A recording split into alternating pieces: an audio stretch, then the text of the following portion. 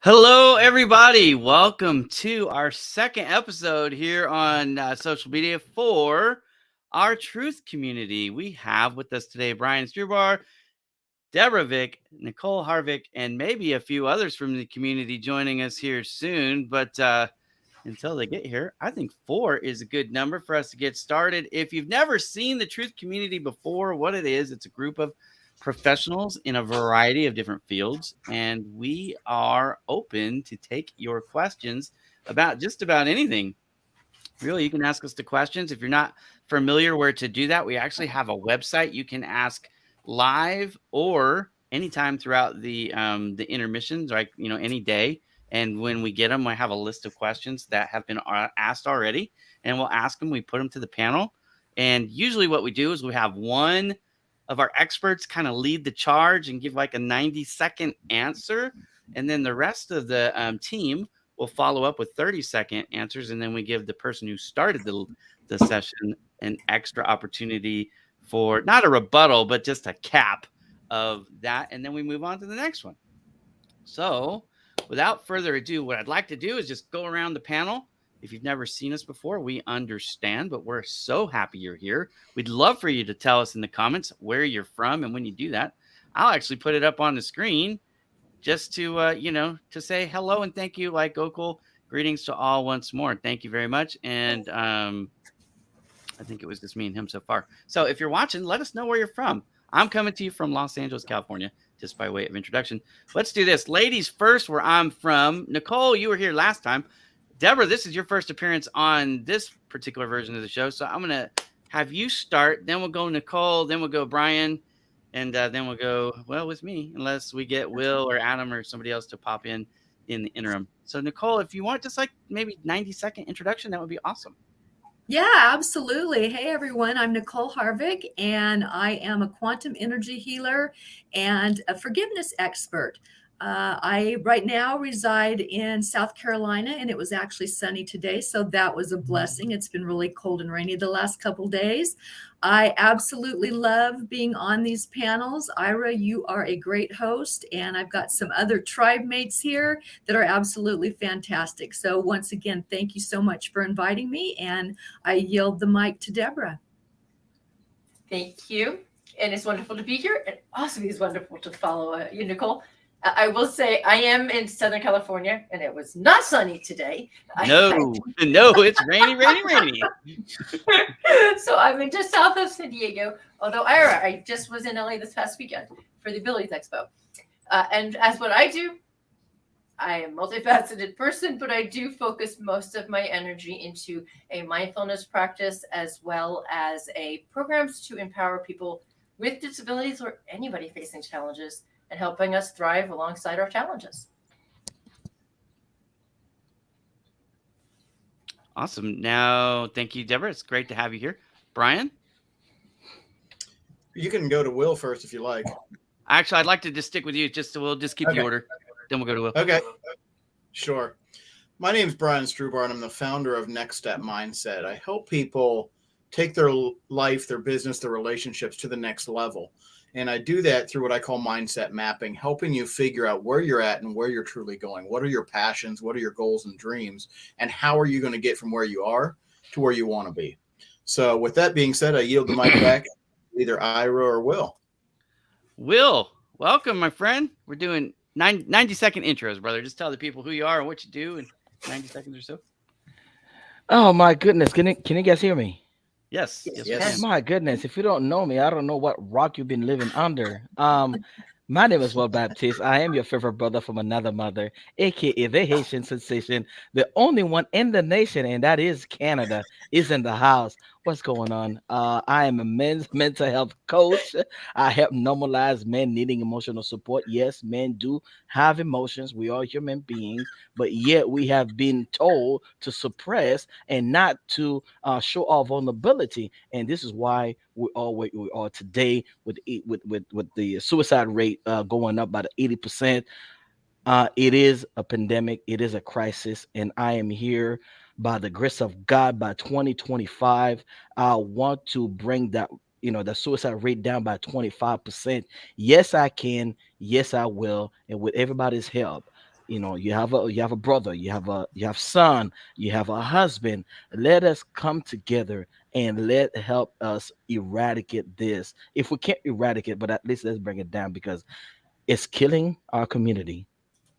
And without leadership, without vision, people perish. And not to say that men are only the visionary, not to say that men are only leaders, but what I am saying is uh, uh, uh, we've been giving uh, this opportunity each day in our life as a man to be able to lead our home, to lead our community. And if we are not well mentally, if we are not well physically and spiritually, how can we lead our community? And that starts from our own home. This is, well, I'm gonna go ahead and pass the mic to the one and only Ira Bowman. Yes, sir.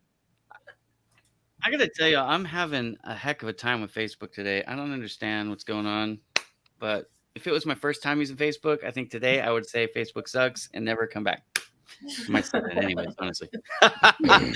If you don't know me, my name is Ira Bowman. I would use the rock line, but Will beat me to the punch. There you go. But anyways, you're on my channel, so I'm assuming you pretty much know who I am. But I do run Bowman Digital Media.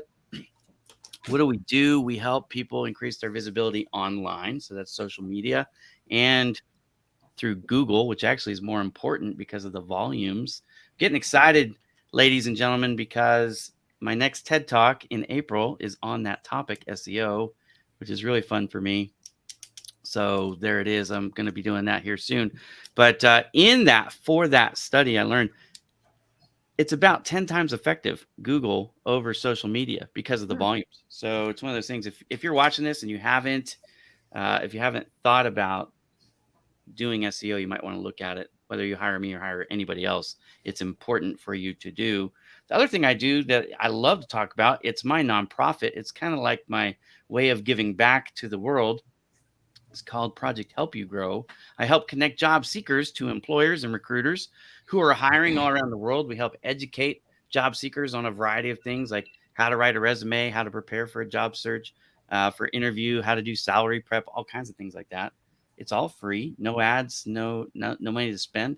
And that's called Project Help You Grow. It's been around for going on 5 years now. So I'm excited about that. Like I said, by way of introduction, I am also here in Southern California, a little bit north of Deborah by probably about an hour. Anyways, that's where I is. And it is certainly wet today, wet and gray. It's going to be wet and gray for a while, actually. So I asked my wife today, when did we move to Seattle? Because that's what it feels like, Seattle weather. Anyways, there you go. So again, if you're just joining us, welcome. We are coming to you live, Facebook, LinkedIn, and YouTube. And if you have a question for us at any time, we have a website built. We would love for you to visit there and put the questions in there. I just have to find it. Here we go.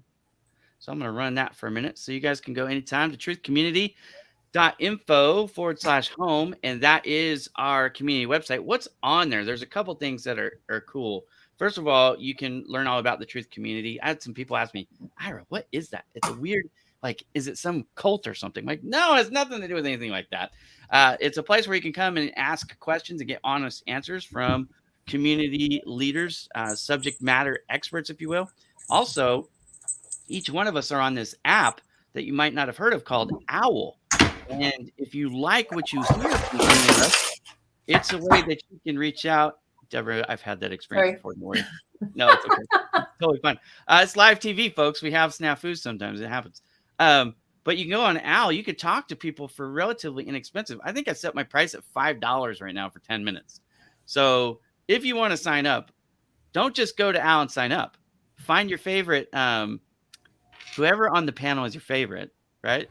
Like mine right now is probably Nicole. She's awesome. Anyways, so you would go onto our Truth Community website, get our code, go to the Owl app and put the code in. You'll get 10 free dollars credit that you can use. And then you can talk to me and Nicole for free for 10 minutes.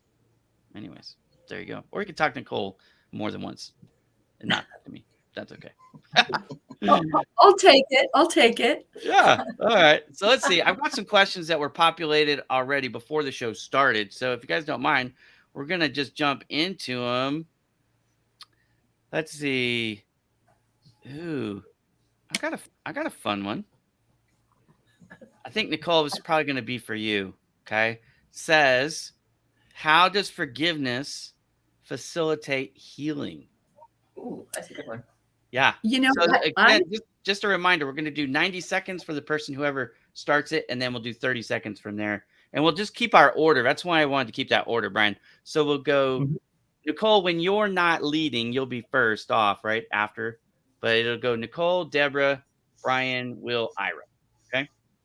okay. So, And, you know, that's a question that gets asked a lot because I still find a lot of resistance amongst people with forgiveness. And, you know, having been someone who has been on both sides of that, having been really angry, a lot of animosity, a lot of hatred, and coming to the other side with forgiveness, love, compassion, and joy.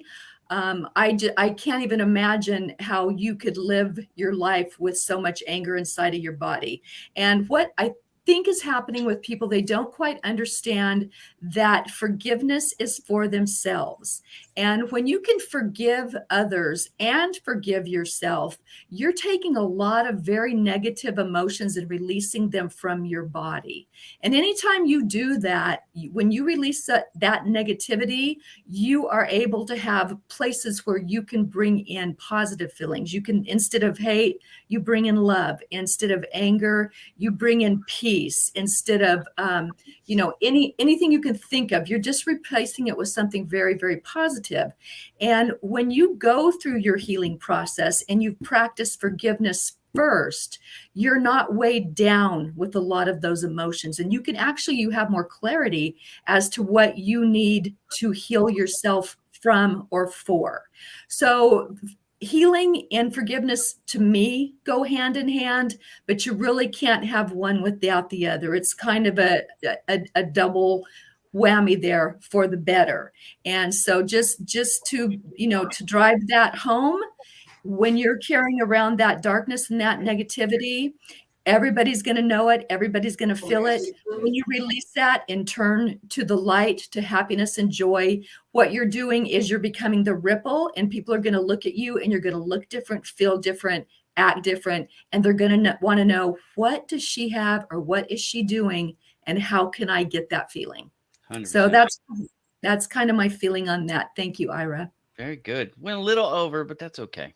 Just so you Oh, guys sorry. know, I'm running. That's all right. I'm running a little timer because sometimes I'll go for 5 minutes if I don't. I All mean, right, Deborah. So, you know. So now you don't have to say everything that she said. So like now it's just like adding extra, Absolutely. or you know what I mean? Yeah. I understand. So actually, and I was going to say, follow it up with my personal example. So Nicole just gave the value of forgiveness and what it does for us. I'm going to just tell you a little bit how I've used that in my own life, because I have, and I think we all have in some way, shape, or form. I faced a great deal of bullying coming of age with undiagnosed disabilities, crutches, and lots of other failed surgeries. And I had a lot of issues I dealt with that impacted my self-image and my confidence, and a lot of anger around treatment because of it, as well as anger towards myself for not being an upstander, which wasn't even a word that we had coming of age. So for me, forgiveness meant my healing process beginning. It meant forgiving myself for not standing up for myself. It meant forgiving myself for anything that had happened that I had no control over, and understanding that when somebody else is doing something towards us, it's likely they're going through something too.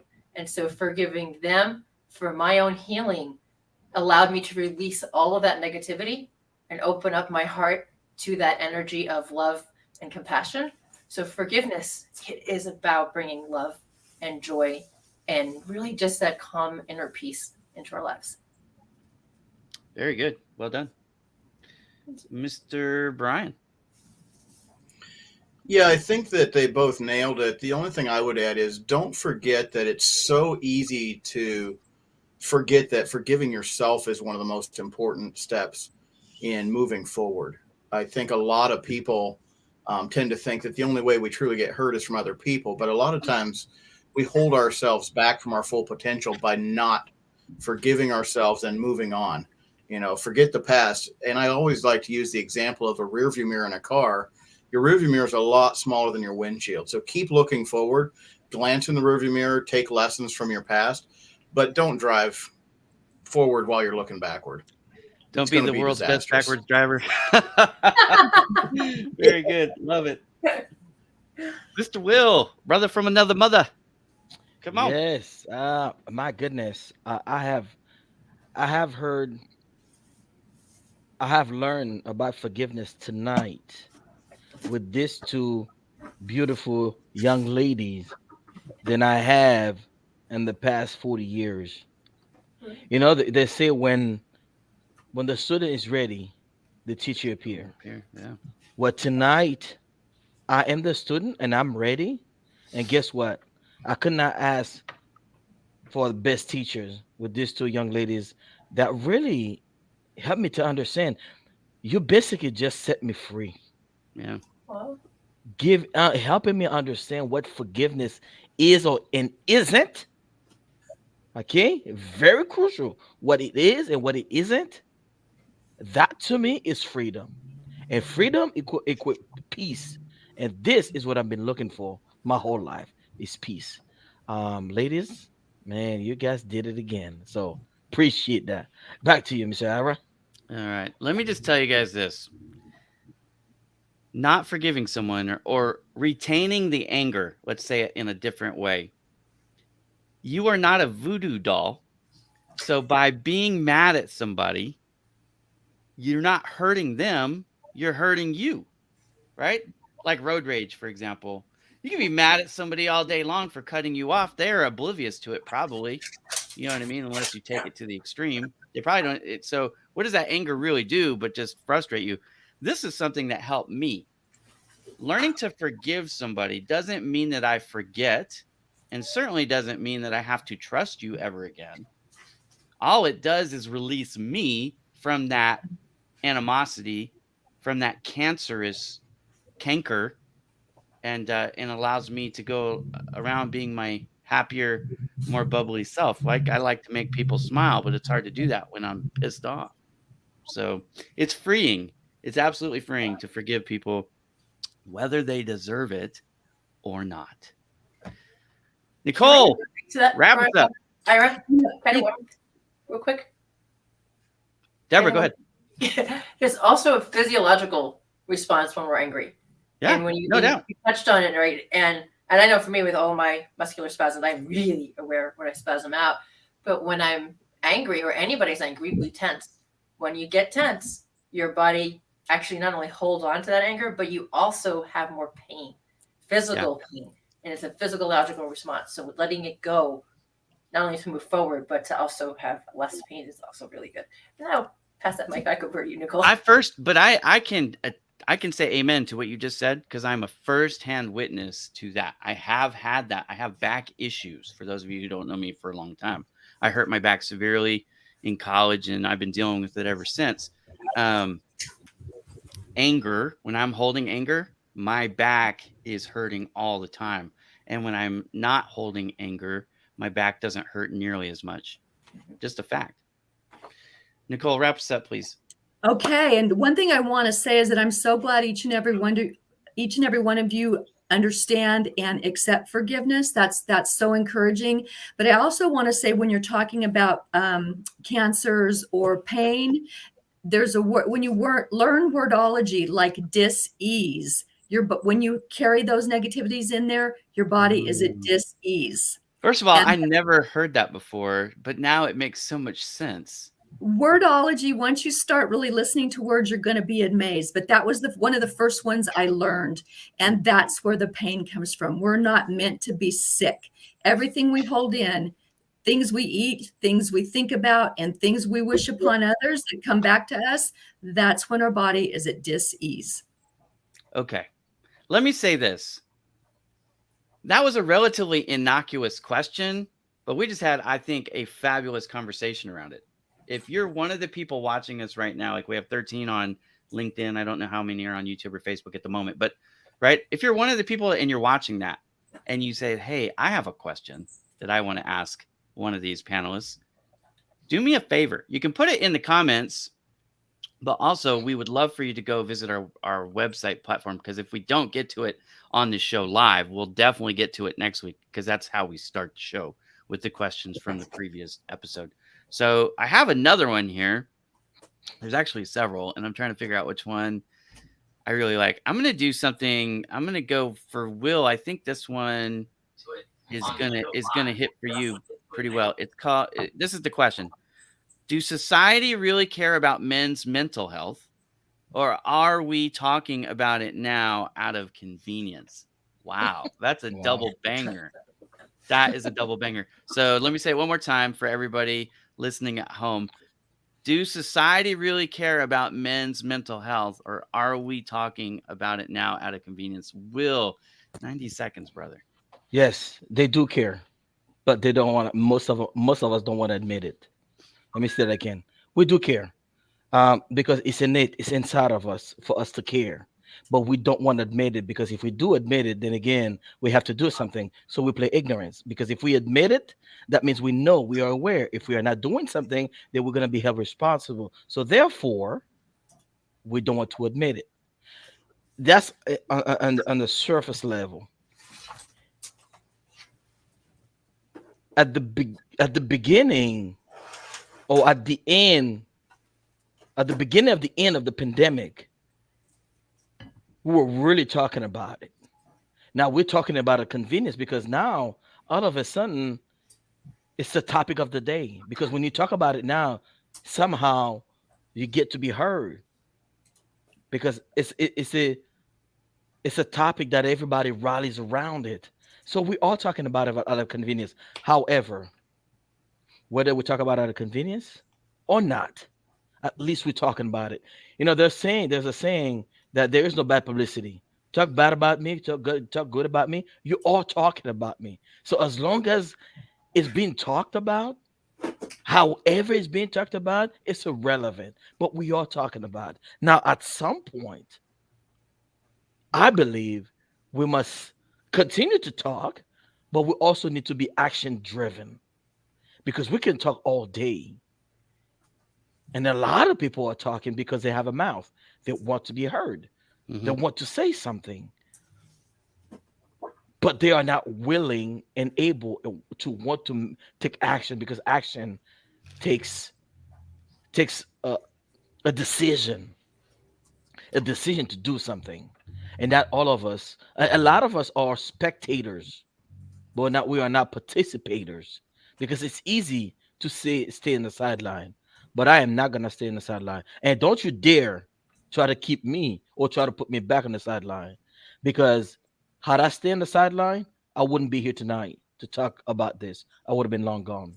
Yeah. So, yes, it's being talked about now. However it's being talked about, I'm just happy that we get to talk about it. All right. Thank you. Okay. Nicole, 30 seconds, please. Okay. And Will, I think right now we're kind of going through a great awakening, if you will, of understanding people on a different level, of understanding that men are not only have feelings, but are entitled to them. And, it's time, whether it's convenient or not, it is time to bring it up. It is time to accept it. It is time to talk about it. And it is time to spread the word that men are every bit, have the ability to talk about themselves, to have emotions, to get those out so they don't become sick and have those stuck inside their bodies. Yeah. All right, Deborah. We're getting closer to hitting our targets, just so you know. We're like going over, but not too bad. Deborah, anything to add on this one? I don't know if she can hear us. I lost audio. Can you hear me? Yeah, I can now. Can you hear us? Yes, I can hear you now. All right, cool. Yeah, so 30 seconds on that if you got something for us. I do. So as a person who does a lot of support groups in the rare disease and the disability community, having this talk is something we're just really beginning to touch on.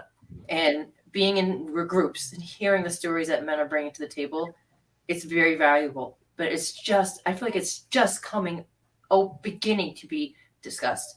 Yeah. Yes, obviously I'm a woman, but I'm a mom to two teenager boys, Boy Scout leader, and my husband I've been together for 27 years now. And I have to say, I am so glad that we are having these conversations, that we are beginning to open up about it. And I just want to say one thing, others too, is that where I trained with my service dog, the majority of people there at Operation Freedom Paws are veterans. And seeing this real discussion of the mental health challenges of PTSD and anxiety is real.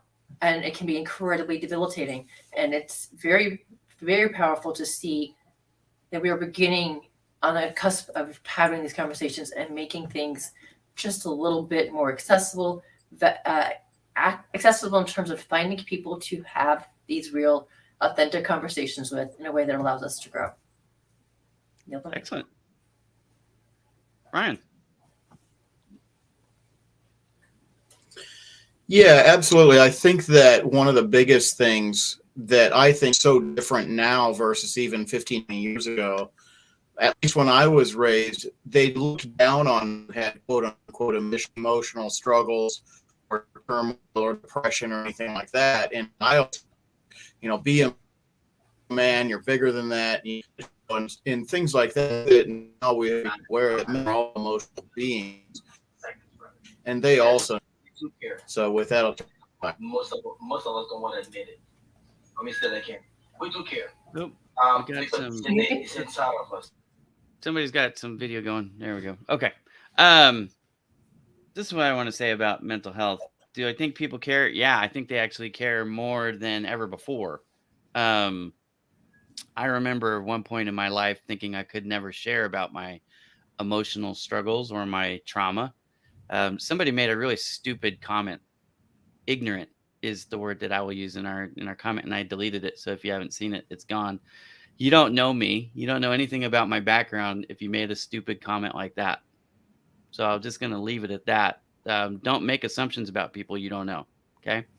So in 30 seconds or 90 seconds, it's hard to get really, really detailed and specific and go really deep, right? That's not the point of this particular show. So be kind whenever possible. People, be kind. Give people the benefit of the doubt. But if you want to go toe to toe on like a hard life, we could probably go. And there's some people on this panel that could probably compete too. I'm just saying. All right. But mental health, why am I going there? Because in mental health, especially for men, it shows a different side of what we're supposed to be, that prototypical male. Think about the Marlboro Man or Rambo or Sylvester, not Sylvester Stallone, Arnold Schwarzenegger, any of those prototypical manly men. They didn't have feelings. And if they did have feelings, that made them what? If you're older than, 15, right? You know what I'm talking about. But what happened? What happened was the world changed, and I think for the better. Now, it's still a struggle. Mental health, there's still way too many people committing suicide, especially in our veteran communities, right? The 22 a day, it's mind-boggling to me. And why this is so important. I'm getting therapy as we speak. Okay. It's a thing. It's a real thing. I can't answer all this in 30 seconds. I'm already over my time limit. But do I think people care? I absolutely think they care. I think we've just hit the tip of the iceberg for this, really, how much more there is to go. I think we have a long way to go. But I'm glad that it's become at least more socially acceptable to bring it up. And maybe there are people being flippant out there to answer the second part of the question. Maybe there are. But that's okay, because at least they're having the conversation and not just trying to brush everything under the rug, because that's where we were for centuries, right? So when you have a problem, the first thing you need to do is talk about it. It has to see the light of day to get better, in my opinion. Will, I went over. Sorry, but please wrap us up, brother.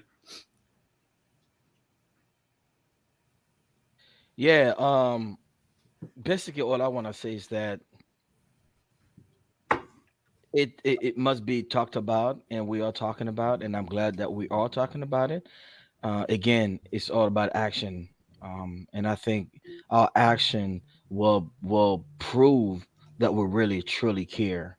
Because it's easy, words come out. We can flap our lips together, but when we start, putting our words, well, our money where our mouth is, and that's when we start seeing real progress. And you guys are the testament of that. The fact that we are talking about it tonight on this platform means that we do care, and we are willing, and we are taking action, because what we're doing right now is actually a testament of taking action. So thank you for just having this conversation. And that was a great question. And I get passionate, excited, but I do get emotional Yeah. because it is something that is dear and near to my heart. Well, it's funny because I had just read that ignorant comment right as that question was coming out. And well, man, I'm in therapy now because I was homeless as a child, because I was molested as a child, because of some of the mistakes that I've made in my life. I did grow up extremely poor in the gang neighborhoods of Las Vegas and San Jose, California. I've been to Detroit, which he specifically called out numerous times. My dad currently lives in the Ukraine, which he has for the last 8 or so years. You don't know me, dude. So anyways, I was kind of a little ticked off, but we're forgiving and we're moving on. All right. Let's see. Brian, I got one I think is going to be perfect for you, brother. The question, as stated, says, where do I get help to take my idea and start a business? What a great question, and probably pretty applicable to a lot of people watching the show, at least on LinkedIn. So the question one more time, where do I get help to take my idea and start a business? Brian, are you there? It's anticlimactic if he's frozen. He's frozen. Was that question for me? Yes, sir. We're laughing with you, Brian. with you. You all- Can you hear me looking now? at you, but- yeah, We can hear you. we got you. The question, Brian, one more time is, where do I get help to take my idea and start a business?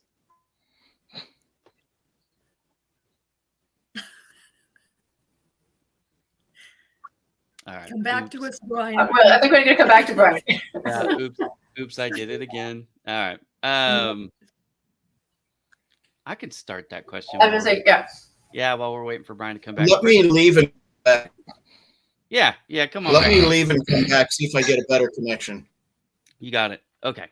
So the very first thing that I would say to take your idea and start a business, it depends a little bit on your background. Okay. So if you don't have a good business acumen, right? Like you've never led a business, for example, I would suggest getting a coach. The reason why I thought Brian would make a good solution to start to lead that question is because he is a business coach. So there's so much to it. Like when I started Bowman Digital Media, I never owned a business before. So I knew I needed an accountant. I knew I needed a lawyer, right?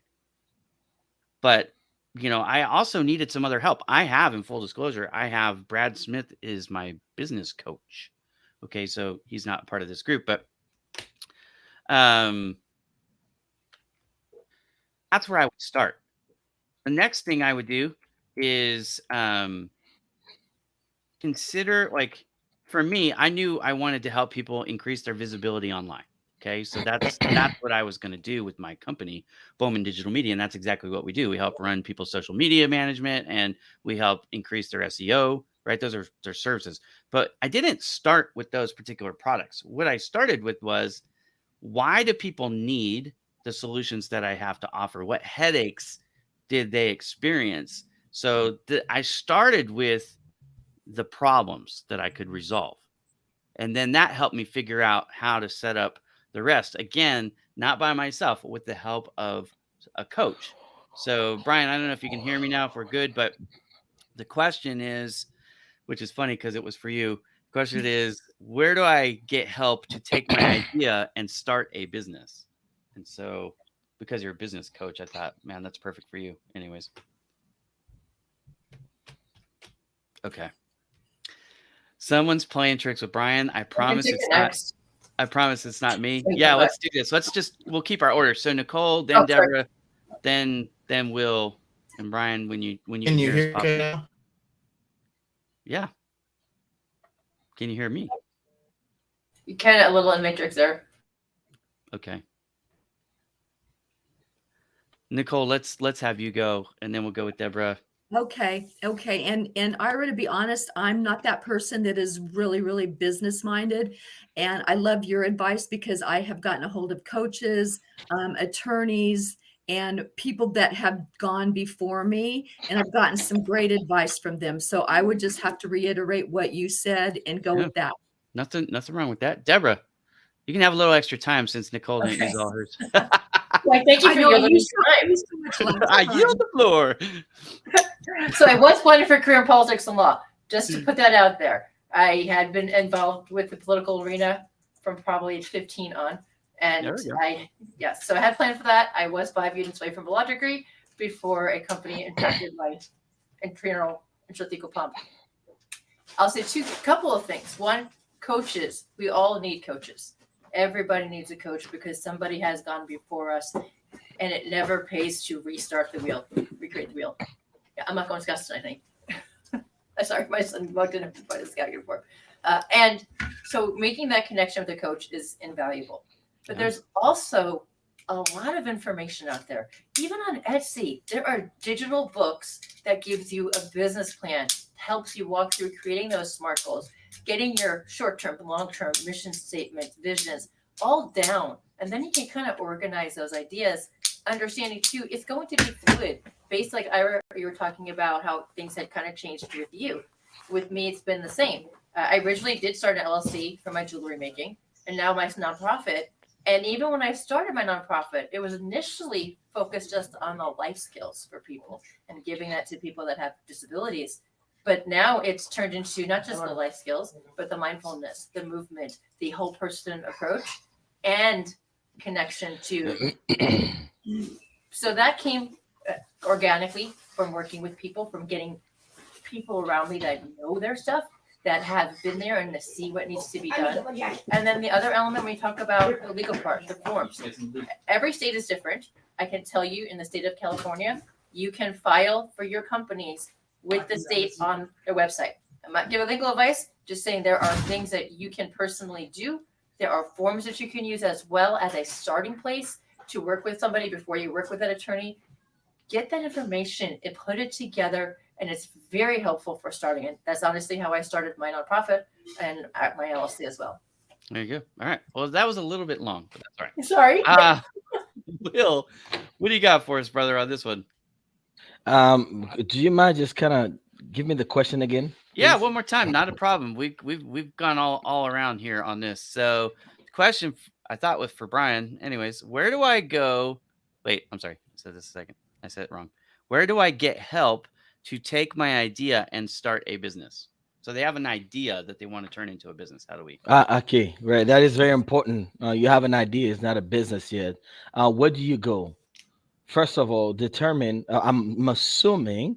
All right. I'm assuming that you have an idea. You already know what kind of business. So get with the people. Even there are great coaches out there, but not all coaches are for you, and you are not for all coaches. That person could be the greatest, the best coach out there, but they may not be for you for so many reasons. First of all, I do believe in chemistry. I do believe in alignment. I do believe in synchronicity. And I think that it itself has to be very important. Secondly, what I'm going to get into, if I can be very, if I can gear myself towards that person that has done something similar to that, because there are a lot of coaches that kind of like overarching coaches that kind of touches everything. But if I really want to excel in that business, I would want to do my due diligence to make sure that I get a coach that understands that particular niche to be able to help me to excel. Now, while I'm getting the help, I need also to help myself. I need to be open-minded. I need to be malleable. I need to be like a sponge. But at the same time, I need to chew the meat and spit out the bones, because not everything that the coach is going to tell me that I'm going to need to take. So I said all this to say, first, make sure that you align your value, your you know, everything that you want, it's aligned with the person, and then find someone that's in that field, in that arena, that be able to help you. That's my take on that. Yeah, no, I agree with you. There's another part of this too. I write about this on Project Help You Grow from the perspective of somebody who's looking for a job. But certainly as a business owner, you can apply the same logic, and it's called informational interview. So what happens is you go and you find somebody who's a step or two ahead of you that is Mm. gone down the road that you want to go. And it's a precursor to a mentor, if you will, but somebody you don't necessarily know already, that you're asking them some questions and for some advice. To Deborah's point, you don't need to reinvent the wheel, right? You can save a lot of heartache, you can reduce expenses, and you can usually get there faster by taking methods that are already been proven. You don't have to A/B test everything, for example, right? So whether that be a coach or mentor, honestly, I have both, and I'm a part of things like the Truth Community, where I can have other professionals in different areas of expertise. Because look, if you're going alone, you're probably going to go fast. But if you want to go far, you're going to go in a group, right? You're going to have a support system. So that's typically the truth. But again, I still think if you're talking about idea to business and business isn't your forte, a coach would be a great idea. I think I've talked about it on this show before, but maybe not. Tiger Woods has a golf coach, a swing coach, a strength coach. He doesn't just have one coach, he has multiple coaches. Steph Curry, who in my opinion is the best shooter in the NBA history, but that's a little bit for debate, but he's really, really good. If he's not the very best ever, he's one of the best, right? He has a shot coach, somebody who works with him on his shot. Like, this dude is amazing, right? He's one of the Splash Brothers, if you don't know. And I'm a Lakers fan, so I'm not, trying to kiss the Warriors' butt or anything, but that guy's really, really good, right? Anyhow, if Tiger Woods and Steph Curry can have a coach to do the things that they're the best at, then we shouldn't let our ego prevent us from, seeking counsel on ways that we can do it. That's just how I feel about it. And again, Brian, I'm sorry that you missed this question. I thought it was perfect for you, but there we go. This is live TV. It happens. Ooh, we got a follow-up for Nicole. I don't even know what this means, but Nicole, you can help educate me. This question says, what is quantum healing? I don't know. I would Google it. That's what I would do, but I don't need to Google when I got Nicole here. Nicole, help us out. What is quantum? I love this question. And quantum is the theory of everything, the past, present, and future existing in this moment of this now. And so how I use that with my energy healing is a lot of times everybody has things buried in their subconscious. And a lot of the old stories we tell ourselves, the habits we have, the things we say, 95% of what we do is run by our subconscious. And usually those things get embedded into our subconscious by 7 years old. And so to find some of the things that are the old stories that people are telling themselves, the heartache that they have. I had one lady who has always felt very worthless, that was her own words. So we went back, we used a little bit of hypnosis, and we went back into her past and found the first moment that she felt really unworthy. And she was 18 months old.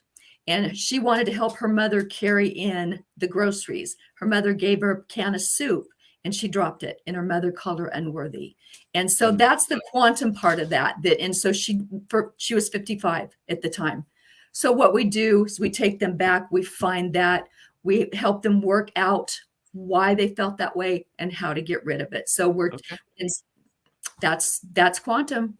I love it. I just have to say that some of that, I don't know if it fits that technical definition, but some of that is like traumas that I had in my childhood. I had to rehash and then talk about it from the perspective of an adult, and even get more outside opinions from my therapist. But that has made a world of difference over the last 7 months as I've been in therapy. Good. So yeah, there you go. Okay. Interesting Deborah. stuff. I'm gonna guess you have something to say on this, Deborah.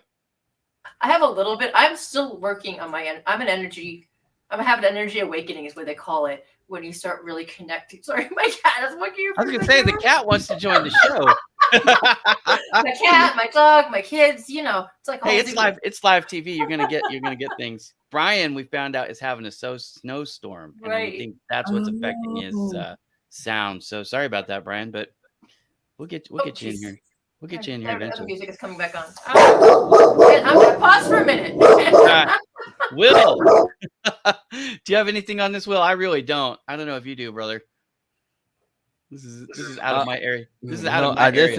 This is out of my area. Yeah. No, I'm gonna leave it to to the experts, man. This is where Adam. I know if we my had- If we lane. had Adam, Adam would know this for sure. You But, would. yeah, that's okay. We've got one here that I think would be good for Deborah, but I'm gonna wait for your sound to calm down. It's good now. Are you good? What do you think about this one? I think everybody can answer this one, but we're gonna have you lead it. Okay. How do you get over your biggest fear? Ooh, I like that one.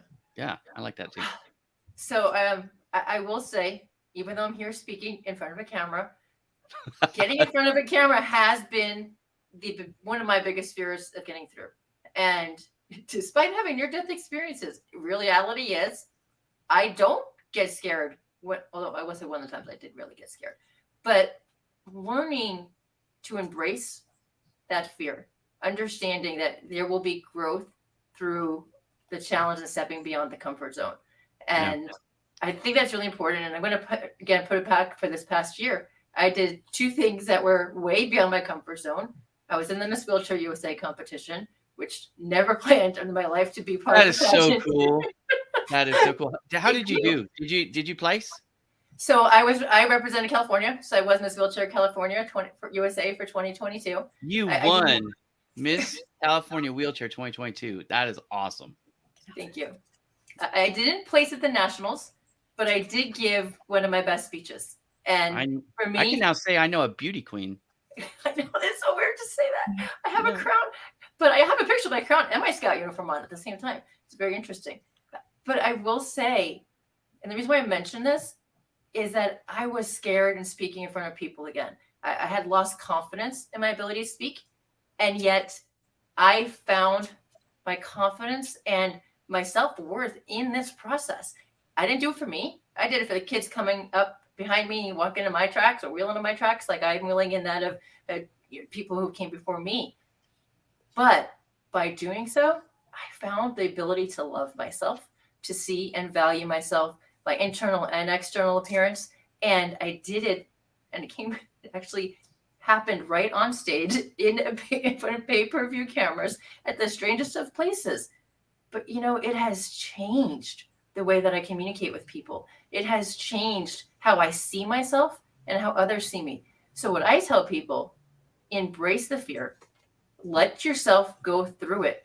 And if you fall, looking at it as falling forward, because any failing in that process of crossing that into that uncomfort zone is to let you grow. And I got my timer. Hey, Ira, There it is, the timer. Brian, can you hear me okay now? I can. Yeah. And I didn't know if you saw Adam. Yeah, it doesn't work. It's not going to work. Do you want to answer the last question? I don't know if you can still hear me or if you're paused again. No, I can hear you. I don't know how good you can hear me. My internet's kind of I in hear and you. out. I hear you right now perfectly.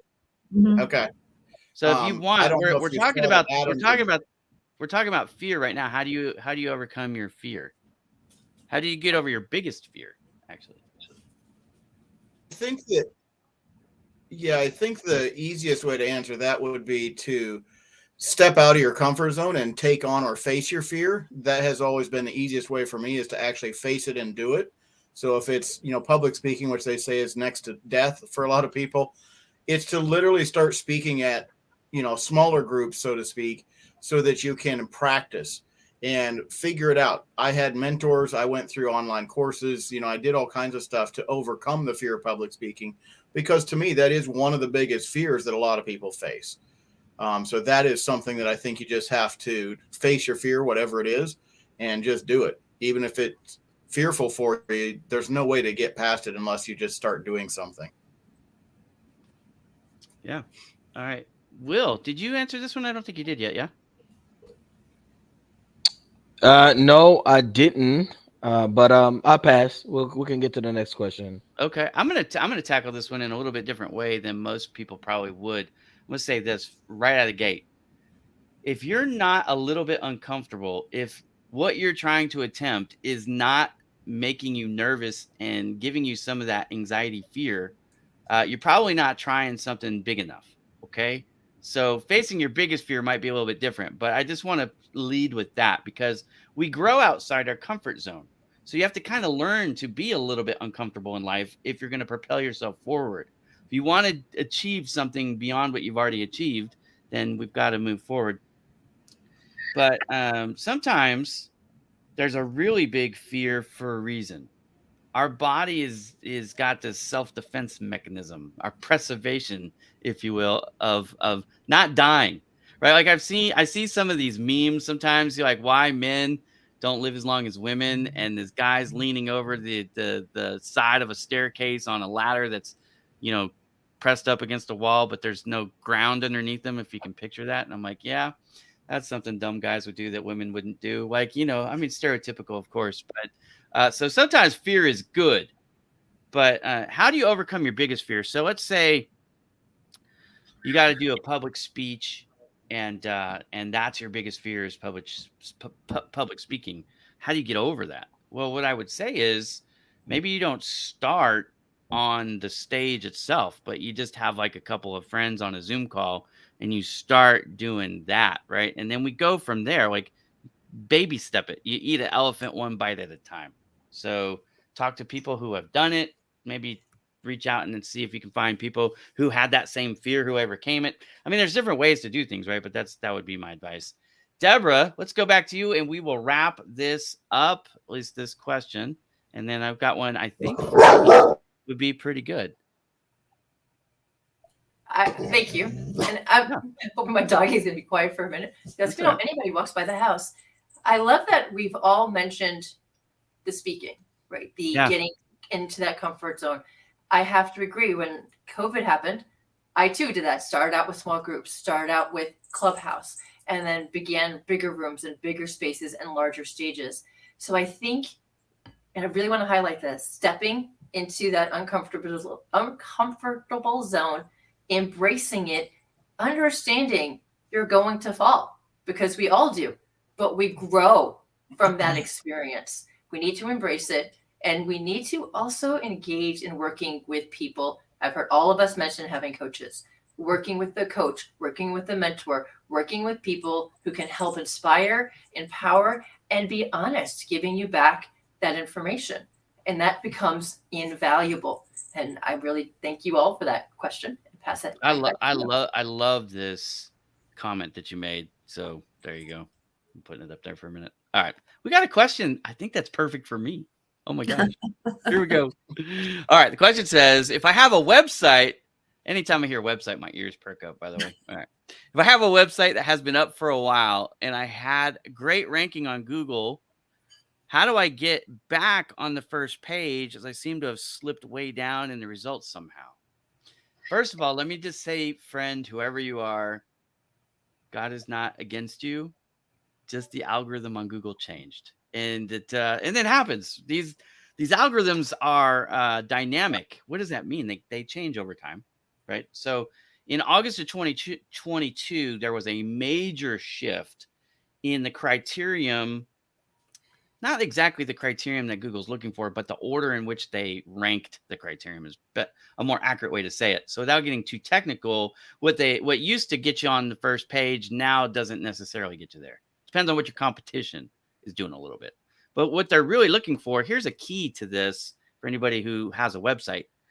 I want you to ask yourself a question. If you had to identify the most important couple of pages, 1, 2, 3, 4, 5, something like that, your most important pages, I want you to go do a word count on those pages. And how you can do it, simply a little trick. Go to the web page, hit Control-A, Control-C, and that'll copy it. Then go to open a Word document or something like that, and then hit Control-V to paste it in. Then that'll give you a word count. If the word count is less than 1,400, 47, I want you to go back to that webpage and write some more content. Why? Because in August of 22, the word count became extremely important on Google. They're looking for more content, more written content specifically. Some of you have a lot of videos and your website's not performing well and you don't understand because people, when they go there, they love it. But here's the problem. Google doesn't index the content of videos, what's inside the video, okay? So the expertise that you're giving and delivering through videos, you need to transcribe it and deliver that in written form so that Google understands what you have on your website.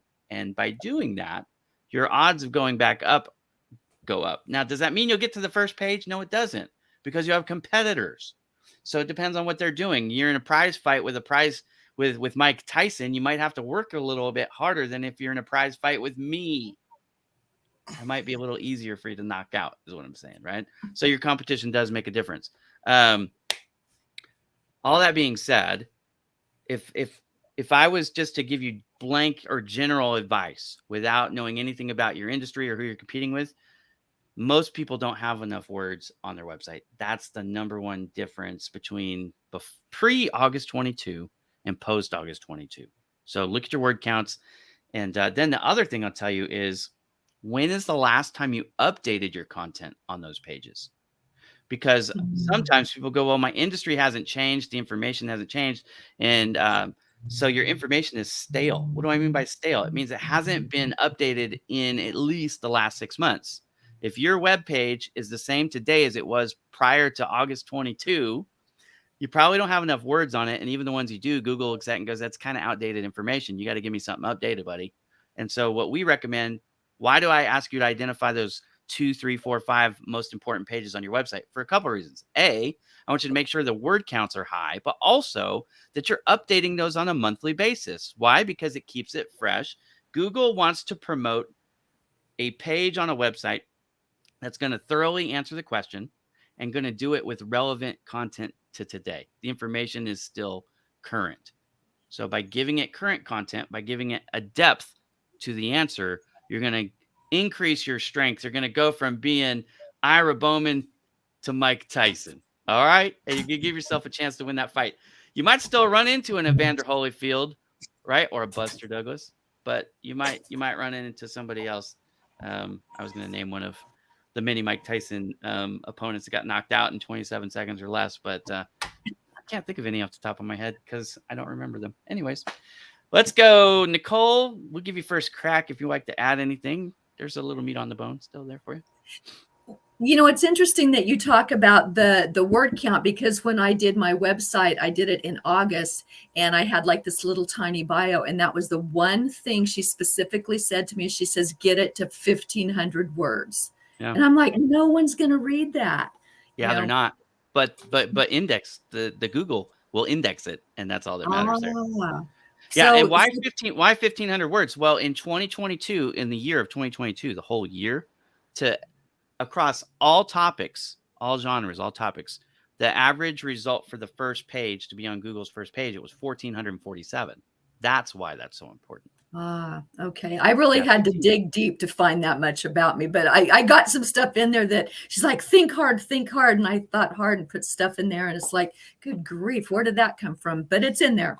So thank you. Thank you for reiterating that. You're welcome. No problem. Deborah. Well, so that's interesting about the word count, because I kept on trying to bring my word count down when I did that before. Yeah. Well, prior to 2022, I would have told you the same thing. Like, nobody's going to read that. Yes. Let's I do have ebooks. Make the CTA real clear. Right. Exactly. And especially because if somebody's looking at it, I'm thinking of people with using screen readers, or people with ADHD, or people with dyslexia. So I was trying to put images on and less words.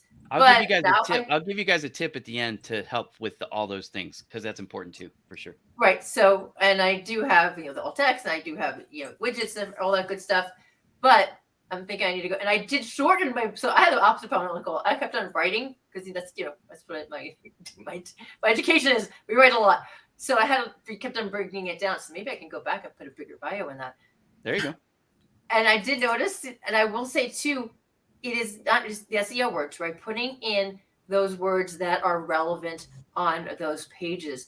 And I happen to use Wix. They have a way of reviewing it and easily seeing it. Google will also give you analytics, and it will tell you if your pages aren't coming out right, like if there's a problem, what pages need to be fixed. So I say yes. Now, I'm not as skilled as Ira is. I have enough knowledge to get myself in trouble and not always. No, that's good. You just have to be above the herd, right? I mean, again, knowing your competition really helps, because if you got a bunch of people that suck at SEO that you're competing with, that helps. But if you're in the digital marketing space, unfortunately, I compete with people who do this for a living, so I got to work really hard. Well, and I noticed with my name of my company, there is actually a TV show has the same name and the same spelling, so that comes up first. But I'll also say more posts, more videos, more interaction that you have in social media will help you personally. And I say this as my own name. When I used to Google it, a person from San Francisco, and she still lived in Morgan Hill, who was my age, had my name, and her obituary was the first thing that came up. Now, now that I put my name in, all of the pictures and events and programs that I've been on the past year or two, that comes up first. Those pictures are up first. Let me help you there. If somebody's Googling your name, you're in good shape. You probably rather rank for the things that you do, the service you provide, right? Like if they Google Ira Bowman, I'll be there, but I want them to find me for SEO, social media management. Exactly. So, that's the hardest. That's the hardest. Yes. And that's what I'm going to say is churning. And I'm still working on that, getting those words out, getting that connection to that business so that it can come out. Because saying you have a business and somehow you need to manage to choose the right words that will tie in to your business. One of the things you can also do with the analytics is you can see which words are the key words that are when there are searches that is bringing up your site, and start using those words. Start searching for those words combinations that will help with some of that SEO stuff. Keyword research is very, very important. Will, what would you like to add, brother? Oh, I sent you a message. That's what I'd like to add. I sent you a message on Facebook.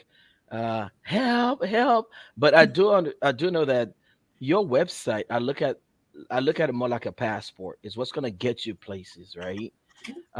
If your website is not up to par, if it doesn't represent what you do, you just want to have something pretty and bunch of stuff, and that get people confused. They're not gonna even go and try to understand what you do. So what you do should be it should be a reflection. Who you are and what you do should be a reflection, or your website should be a reflection of who you are and what you do, for people to go off the website and to come directly to you. So that's my thing. But I am not the smartest one in that, so that's why I sent you a message and with a cry out loud, I need help with my website. So you and I definitely gonna get on. I don't even know what message you're talking about. That must have got lost somewhere in the shuffle. But we'll reach out. I'll reach out to you and we'll see if I can give you. Yeah, it's a messenger on Facebook. Facebook doesn't like me. I might have mentioned. Okay.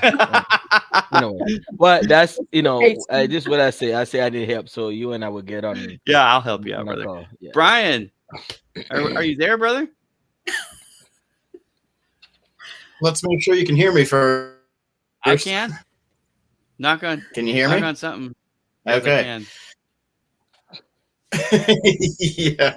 No, I think that this is definitely a question for you, Ira. I think all of us would play second fiddle to you on this SEO and websites, etc., because there's so much out there now. And a lot of these things, like Google, for example, change their algorithm on a regular basis. And so for someone like you to stay up on that is huge. And if you're not focused on it, it's easy to fall behind and get multiple pages down, or even end up feeling like you're at the bottom of the search, so to speak. So that's why I think it's important to hire someone like Ira to just check and keep you up to date, and once a month go in and change and tweak what's on there so the website is fresh and new, so the Google algorithm can find you. But with that, I would defer it back to you, Ira. Yeah, I just I had a prospect a consultation this morning with somebody who's spending $6,000 every month. He's paying a marketing firm $6,000 a month, and he has been for the past 3 years on Google to do their SEO, and he's still not where he wants to be. That's Mhm. why he's talking to me. He's like, hey, I don't know if these guys are giving me the right help, because when I look at it, I'm not anywhere close to where I think I should be after all this money he spent. Think about that. $6,000 a month for 3 years. That's 36 months if I've done my math right, times 6,000. That's a lot of money. Sometimes your competitors are just spending so much money that you're not going to beat them. And that's, you have to understand that. Like if you're a small insurance agent and you're going up against State Farm and Geico and Allstate, you know, think about your odds there. Probably not great. But what you can do, some of the things that you can do that can help you is you can niche down, and we call them long tail keyword searches, right? You can look for niche. So unlike what Deborah was talking about with her name, I get it, right? But that's not truly relevant, honestly. What is it that you do to help people? When they put that query in Google, that's what you want to be found for, right? Like, I don't care if you already know to search for Ira Bowman, we probably already know each other. Most people don't know me, so they're not searching for Ira Bowman. What are they searching for? I need help boosting my SEO, for example. I want to be found for that, right? But that's really hard. But what I could do is maybe like SEO service provider in Moreno Valley, which is the city I live in, right? Or Southern California. Little less competition for that, so I can be found first. What does that do? That helps me drive traffic locally, which is good, but also it helps increase website traffic as a whole, which does help me with my overall SEO. So there's strategies for all this. But the keyword search volumes are important, because if you can find words that are searched a lot with, they call this IAAT. It stands for in text and title. That's what's in your URL. That's what's in your anchor text. It's what's in your headings, your HTML tags.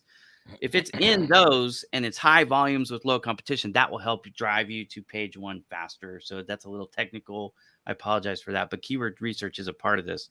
But also just knowing where you can compete and focusing in the areas where you actually, it's like a weight class, if you will, in the MMA or boxing world, since I used the Mike Tyson reference. If you're a lightweight and you're punching in the lightweight division, you have a better shot of winning than if you're trying to go up against those super heavyweights, right? If I'm 102 pounds and I'm fighting a dude who's 350, I'm probably not going to win, no matter how good of a boxer I am, because they're just, you know, they're bringing too much to the party. I can't compete. So with it, just understand that your content is so important.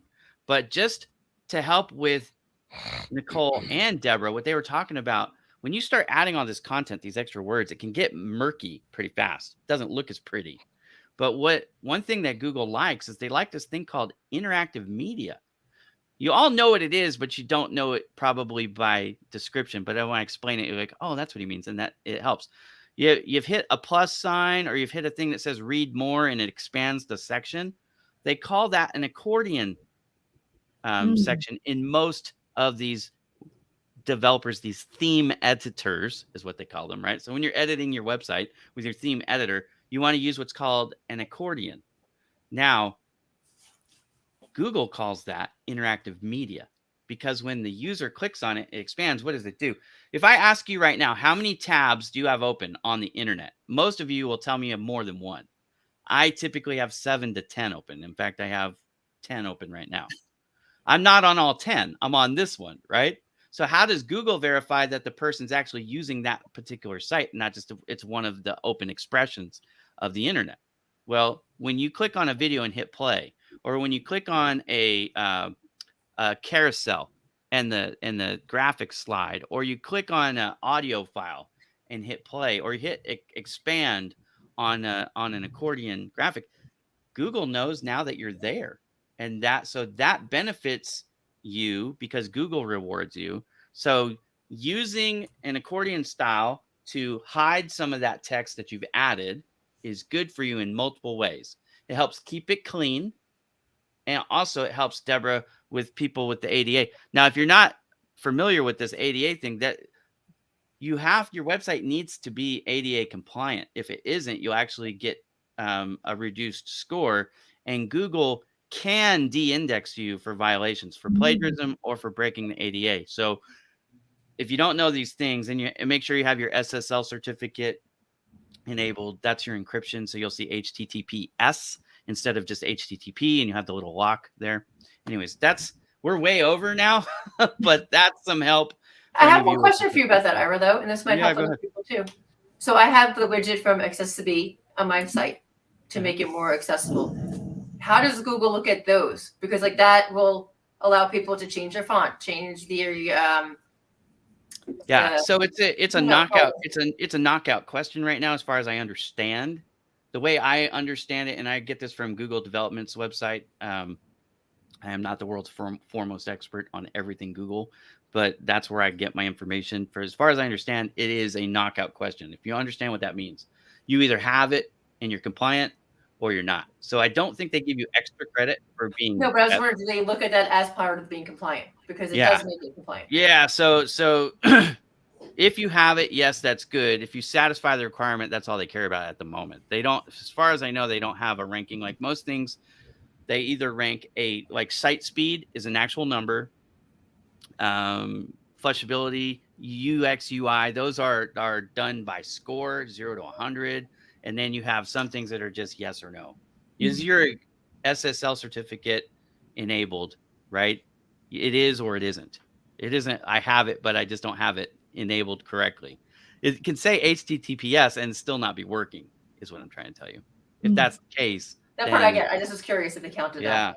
Yeah. And then the other thing you might want to check too, if you're not getting traffic or you're getting really reduced traffic, you might want to make sure you haven't been de-indexed. That's another thing most people don't know about. But Google sometimes will take your website out of Google listings altogether. That's a major problem.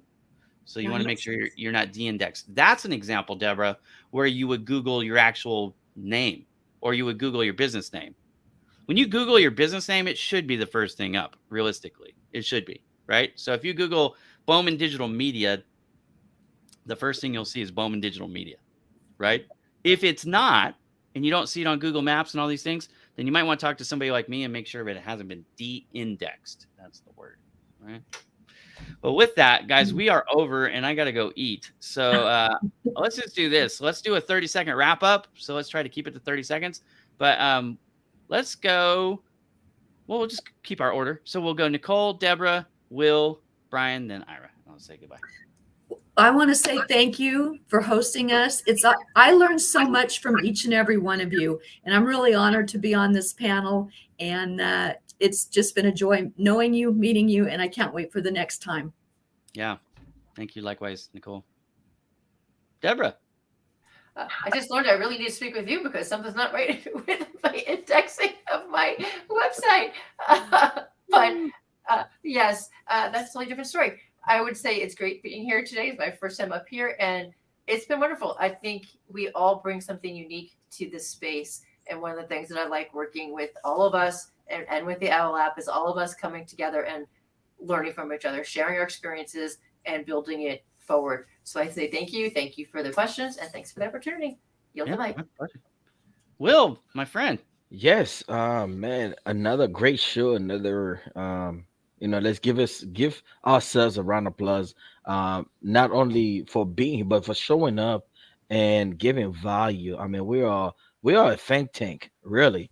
We're a wealth of knowledge and to share. And I hope, and I have faith, not hope, I have faith that people have really enjoyed this great conversation. And I hope they do make that phone call because they are risking nothing, but they have everything to gain. So yeah, give each of us a call, whoever that you resonate with. And we're definitely looking forward to connect with you guys. So it's been a great conversation, and I'm very excited about what the future holds for all of us.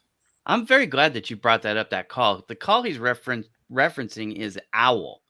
So we all use this app called OWL, and you can go on OWL and talk to any of us or all of us. And if you've never been on it before, you actually can get some free credit just for signing up using we each have a different code. So you would go and put that in a discount code, and it gives you $10 of credit to use it. Well, you can call me. I think everybody here is under $10 for 10 minutes, right? Mm-hmm. I don't think anybody's over $10, right? So you could talk to any of us for free just by putting in that user code. And you could talk to several of us, I believe. Like my price right now, I set it at $5 because I had it at 10, and I thought, well, I want to let people talk to at least one other person. So try to be nice, right? Anyways, Brian, Are you still with us, brother? He's trying to get to us, Ira. It's snowing. It's Can you snowing hear where me? Brian is. He's in the land of in I don't know if you can between. hear me. We got you kind of like 65%. Give it a shot. Can you hear now? Go for it, brother. You remember those commercials? Can you hear me now? Well, thank you, everyone, for joining us. Go to truthcommunity.info and give us all a call on OWL. Thank you, Ira, for hosting this. And we love you guys. We'll see you again soon. Yeah. And I just want to say it was a pleasure being on stage with a beauty queen and my brother from another mother. And Nicole, did I tell you, Nicole, you sent me a friend request on Facebook. I didn't recognize it. And so it was just sitting there in that. And then I realized one day, I don't know how I realized, but I'm like, you know who that is? That's the lady with the beach background. Yeah. Oh Got my that gosh. I felt so looking dumb. background going on. Well, Yeah. hey, we're friends now, and that's all that matters. That's right. So anyways, I just want to reiterate the OWL app. It's a great resource. It's not just the 5 of us. There's so many other people that are on there. I met his name William Hung, right? Yeah, the Shebang guy from American Idol, but there's all kinds of podcasters and lawyers and consultants of just about every different type. So it's a good resource. It's really cheap. Imagine, I'll tell you just straight up, it costs $200 an hour to work with me, right, at Bowman Digital Media. But you can talk to me for $5 for 10 minutes. If you talk to me for a whole hour, that would cost you $30. So you save a lot of money by going through OWL, and you don't have to have an appointment. You can go if I'm live, I'll answer the phone and we talk, or they have this bell thing you can click and dings me. It texts me on my phone and says, hey, somebody's requesting that you can go live. And then if I can, I go live and we talk right then and there. Anyways, OWL is a really cool app. It's kind of like Clubhouse was, except for it's one-on-one calls and it's private. So if you have a question that you're embarrassed or don't want to ask to the whole group on the show, but you want to ask the expert one-on-one so it remains confidential, that's a way that you can do it. That's what I like about OWL. So anyways, y'all, it's been a pleasure. Thank you for joining. We will see you next time, everybody, here on the Truth Community. Before you leave, we're not allowed, partner.